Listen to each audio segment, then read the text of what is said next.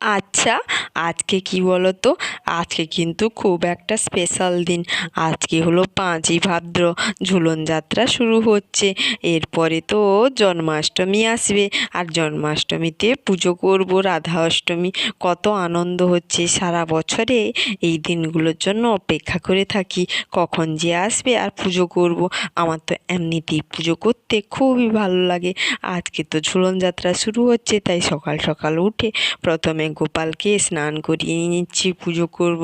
বাড়িতে যতগুলো ঠাকুর আছে সবাইকে পুজো করে নেব। আজকে কিন্তু অনেকের বাড়িতে আর মন্দিরে তো ভালো করে বিশেষ করে পুজো হয়, কিন্তু আমি তো সেইভাবে এবারে পুজোই করিনি। আমি যেহেতু জন্মাষ্টমী ও রাধা অষ্টমীতে পুজো করব, তার জন্য আজকে ছোটোখাটোভাবে একটু পুজো করে নিয়েছি। বেশি কিছু নয়, ফুল প্রসাদ আর প্রদীপ দিয়ে। আর আমি বেশি কিছু দিইনি। ঠাকুরকে কত সুন্দর স্নান করিয়ে তিলক লাগিয়ে পোশাক দিয়ে দিয়েছি। এই পোশাকটা কিন্তু আমি নিজের হাতে বানিয়েছি।